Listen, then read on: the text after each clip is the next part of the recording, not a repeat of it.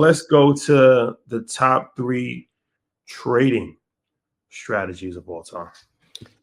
My number one favorite is a triple golden cross. I was talking to somebody about this at the JP Morgan event. So when you have the 200-day moving average pair with the 100-day moving average pair with the 21, if you're looking like on a monthly chart or weekly chart, when the 21 and 50, 100 crosses through the 200 to go long there, or if they bleed underneath the 200 to look for a short. It's probably one of the easiest trading strategies to be able to follow. Number 2, a Fed weighted short. So when the federal government stopped buying assets, not only did NASDAQ waver, but that's when Bitcoin leveled out and started to drop. So when the Fed, which is the true market maker, stops buying assets in a particular class, that is a time too short. And then my third, you guys can go back to the Mike Novogratz episode, is to find out what those true hedge fund levels are on a macro picture. So if you can look at a decade chart or a 7-year chart and see where they're looking to buy, which is usually like anywhere from 65 to 83% off from the all-time high, they're looking to load up there or anywhere around that 95 to 97%, almost at that high. They're looking to short. So like a global macro swing trade, and like those macro swing trades, when I talk to Bonowin, usually last like 5 or 6 years. So like that, if you can buy again at Bitcoin at 20,000, or if it ever gets down like 13,000, to hold for a 7-year cycle and then exit, are my 3 favorite trading strategies of all time. Ian, if I may, fire. If I may interject, I'd like to substitute one at number 3 for you. Can I? Fire away.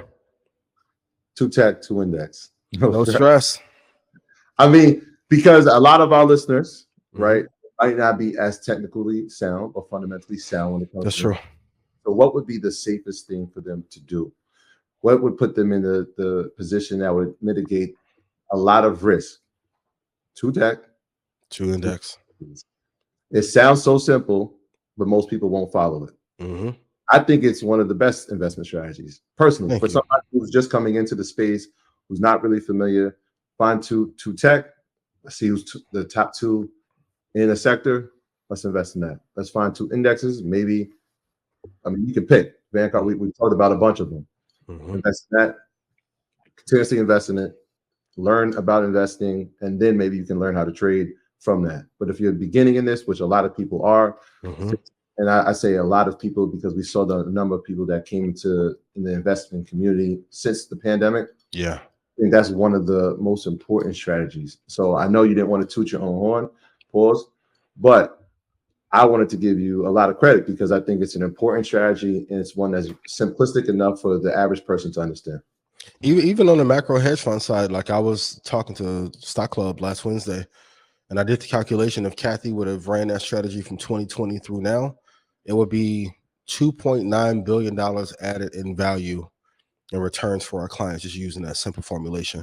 And for those who say, well, it's too simple for a hedge fund to run it, Berkshire Hathaway, if you look at their portfolio weighting, Apple makes up 84% of those holdings.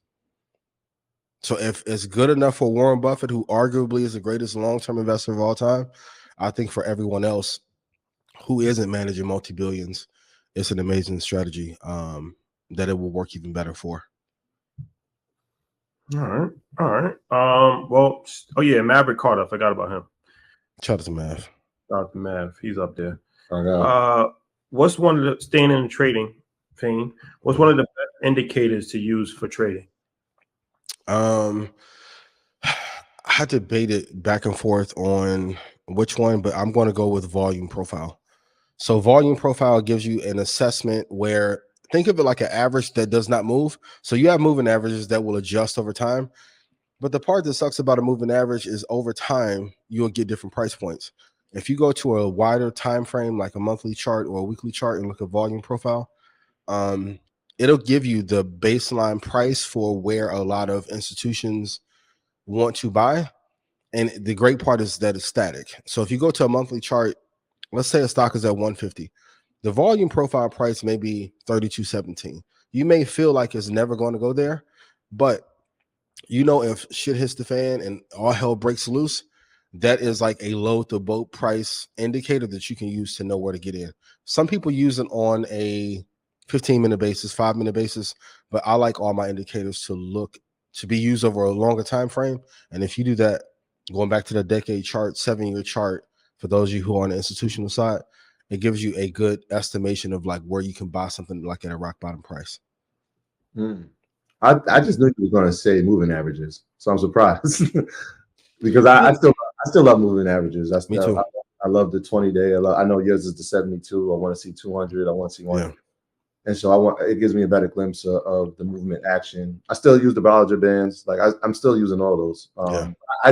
I in my mind, if I had to bet, I would have put on moving averages for you. But that's dope though.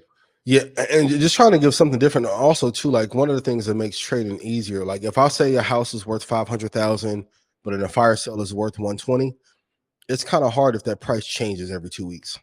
So, like if you know just for like the rock bottom prices, like almost like a wholesale price, that makes it a lot easier for a person who's incredibly busy to know, okay, let me buy at this level, and then I'm gonna hold here for, or even if you want to know where to load the boat. Let's say if you have $1 million or $100,000, I would probably put 70% of my capital there off that monthly chart or decade chart, and then I build positions around it, but the bulk of the money will go in there. Yeah, and volume's important. And if you are a follower of Market Mondays, we talked about volume and we talked about the trades that are happening, but who's actually investing in the difference institutional and retail investing. And so when you see those levels of volumes, and sometimes you get inside, especially in the option space, you get inside the trading, there's no volume, there's no movement. You're like, well, why am I in this trade? Well, that's something you should look at prior to going into it. Who's investing in it, and what is the volume amount on a daily basis? If you're trading, or if you're doing short-term calls, like look at the volume, because that will dictate if there's going to be movement. Yeah, and I talked about this past weekend too, but anyone who is not going to higher time frames first, monthly, weekly, then day, you're making a huge mistake. If you're only looking at a 5-minute or a 1 minute, even though you can get your trades off, if you don't know what the predominant direction is and what also the predominant buying direction is of those institutions, you're like trying to stop a train from moving against your position. So if you don't know what those higher time frames are, you're basically saying I'm smarter than BlackRock, State Street, Vanguard, and where they get in does not matter. You have to follow what the market movers and market makers are doing.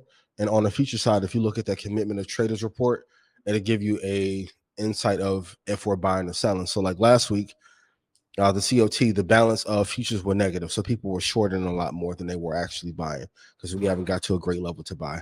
The asymmetric risk is not there.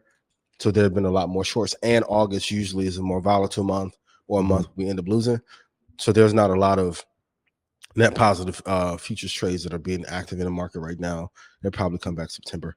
So these are some of the things I'll be talking about with Dan and Kathy, and they'll confirm it. And I also want to break down some charts with them to see like where do they think Bitcoin would go, Ethereum. We'll look at the ES Mini, NASDAQ as well, and then you can kind of glean some of their insights for how they trade as well.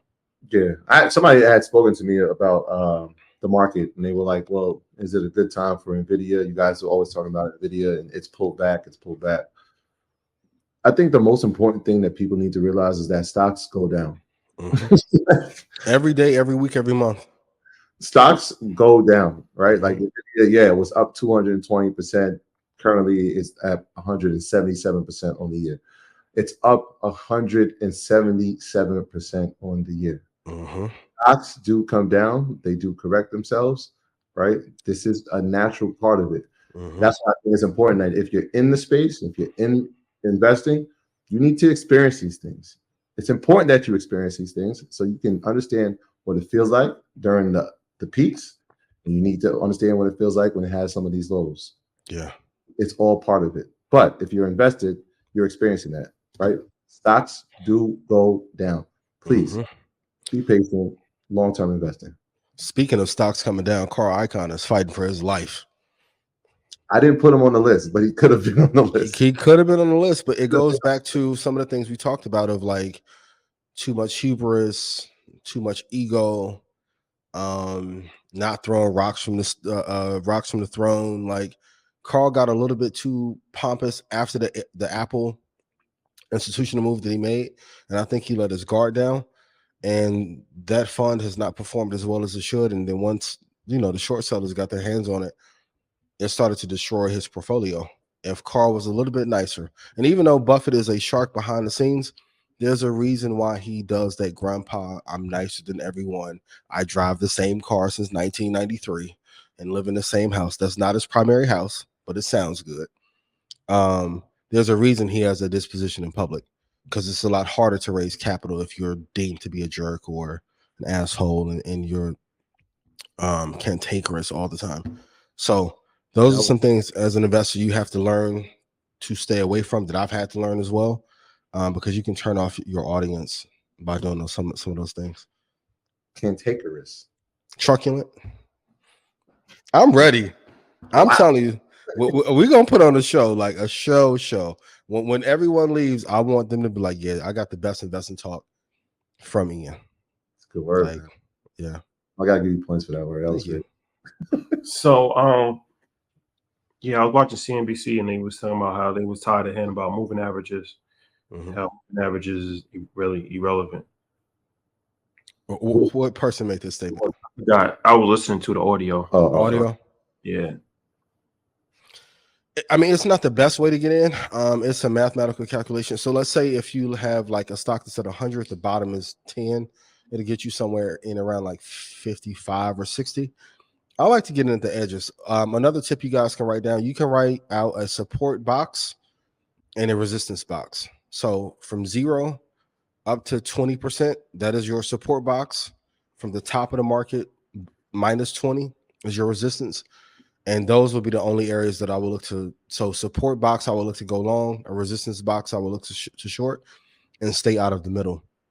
The reason why like most really good investors don't love moving averages is because they end up giving you less returns opposed to if you bought at a rock bottom price. But for most people who just want to be able to get in and get out quickly, it is a good way, but it's not always the best way.